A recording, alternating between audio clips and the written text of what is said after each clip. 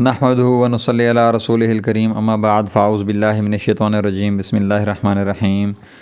ناظرین کرام، شمائل ترمذی کے سبق نمبر 51 کے ساتھ ہم آپ کی خدمت میں حاضر ہیں۔ ہمارا آج کا سبق صفحہ نمبر 240 سے 243 تک ہے۔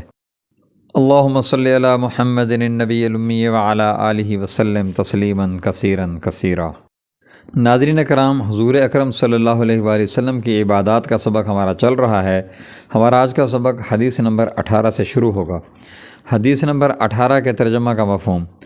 حضرت سیدہ حفصہ رضی اللہ تعالیٰ عنہ کہتی ہیں کہ حضور اقدس صلی اللہ علیہ وآلہ وسلم نوافل بیٹھ کر پڑھتے اور اس میں کوئی صورت پڑھتے تو اس قدر ترتیل سے پڑھتے کہ وہ صورت اپنے سے لمبی صورت سے بھی بڑھ جاتی تھی، یعنی چھوٹی صورت میں ترتیل اور قرات سے پڑھنے کی وجہ سے بڑی صورتوں کے برابر دیر لگ جاتی تھی۔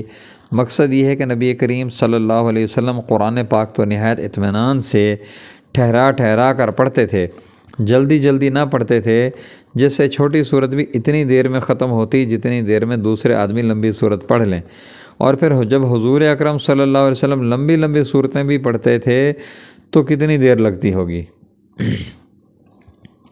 اسی وجہ سے کھڑے کھڑے پاؤں پر ورم آ جاتا تھا۔ حدیث نمبر 19۔ حدیث نمبر 19 کے ترجمہ کا مفہوم ہے۔ حضرت عائشہ صدیقہ رضی اللہ تعالی عنہ فرماتی ہیں کہ حضور اقدس صلی اللہ علیہ وسلم وصال کے قریب زمانہ میں اکثر نوافل بیٹھ کر پڑھا کرتے تھے۔ چونکہ زمانہ ضعف کا تھا اور نیز حضور صلی اللہ علیہ وسلم تلاوت زیادہ فرماتے تھے، جیسا کہ پہلی روایات میں گزر چکا ہے، اکثر حصہ نوافل کا بیٹھ کر ادا فرماتے تھے۔ گو بیٹھ کر نماز پڑھنے کا ثواب کھڑے ہونے سے آدھا ہوتا ہے، لیکن حضور اقدس صلی اللہ علیہ وسلم اس قاعدہ سے مستثنیٰ ہیں۔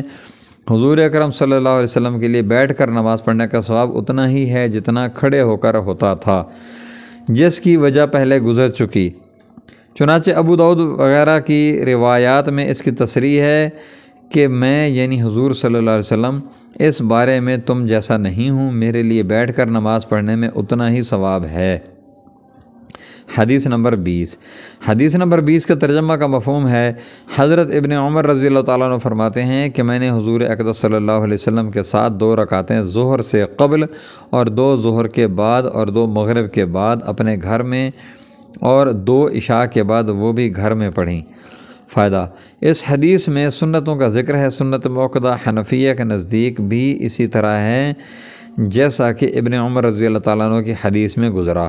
البتہ ظہر سے قبل کی سنتیں حنفیہ کے نزدیک 4 ہیں۔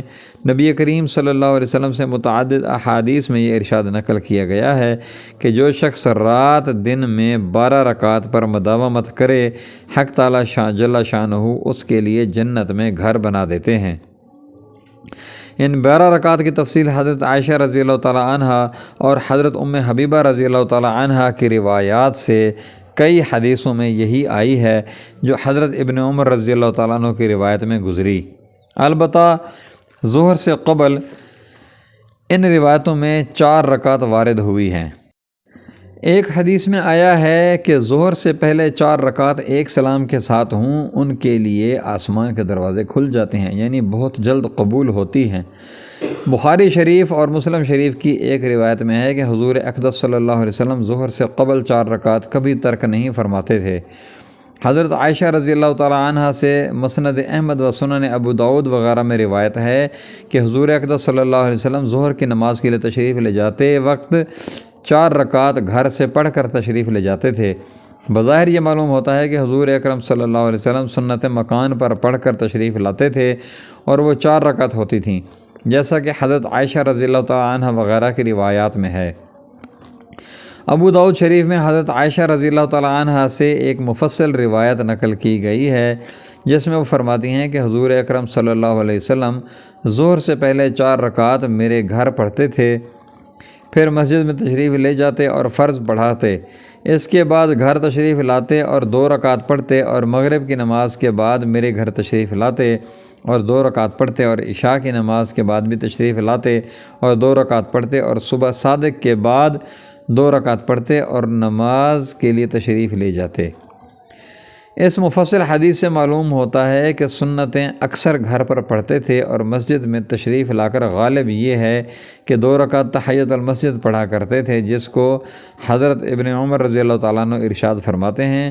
اور یہ بھی ممکن ہے کہ حضور اقدس صلی اللہ علیہ وآلہ وسلم نے کبھی کبھی کسی ضرورت کی وجہ سے 2 ہی رکعت سنت پڑھی ہوں، جن کو حضرت ابن عمر رضی اللہ تعالیٰ عنہما نے نقل فرمایا۔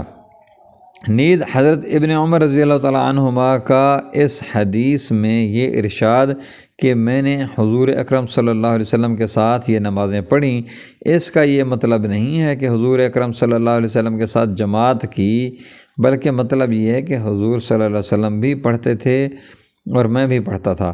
سنتوں کا جماعت کے ساتھ پڑھنا ثابت نہیں ہے۔ حدیث نمبر 21۔ حدیث نمبر 21 کا ترجمہ کا مفہوم ہے، حضرت ابن عمر رضی اللہ تعالیٰ عنہما کہتے ہیں کہ مجھ سے میری بہن ام المومنین حضرت حفصہ رضی اللہ تعالیٰ عنہا کہتی تھیں کہ حضور اقدس صلی اللہ علیہ وآلہ وسلم صبح صادق کے بعد جس وقت مؤذن اذان دیتا ہے اس وقت 2 مختصر رکعتیں پڑھا کرتے تھے۔ فائدہ: صبح کی سنتوں کے متعلق اکثر روایات میں یہی آیا ہے کہ حضور اکرم صلی اللہ علیہ وآلہ وسلم ان کو مختصر پڑھا کرتے تھے، حتیٰ کہ بعض علماء نے ان احادیث کی وجہ سے یہ کہہ دیا کہ ان میں صرف الحمد شریف پڑھی جائے اور کوئی سورت پڑھنے کی بھی ضرورت نہیں ہے، لیکن صحیح یہ ہے کہ حضور اقدس صلی اللہ علیہ وسلم سے ان میں سورت کا پڑھنا ثابت ہے، البتہ مختصر سورت پڑھنا اولیٰ ہے۔ مسلم شریف کی حدیث میں ہے کہ حضور اکرم صلی اللہ علیہ وسلم ان سنتوں میں سورۃ الکافرون اور سورۃ اخلاص پڑھا کرتے تھے، اگرچہ بعض احادیث میں ان کے علاوہ کا پڑھنا بھی وارد ہے۔ ایک حدیث میں حضور اکرم صلی اللہ علیہ وسلم کا ارشاد نقل کیا گیا ہے کہ یہ دونوں صورتیں کیسی اچھی ہیں کہ صبح کی سنتوں میں پڑھی جاتی ہیں۔ وآخر دعوانا ان الحمد للہ رب العالمین۔ جزاکم اللہ خیر و احسن الجزاء۔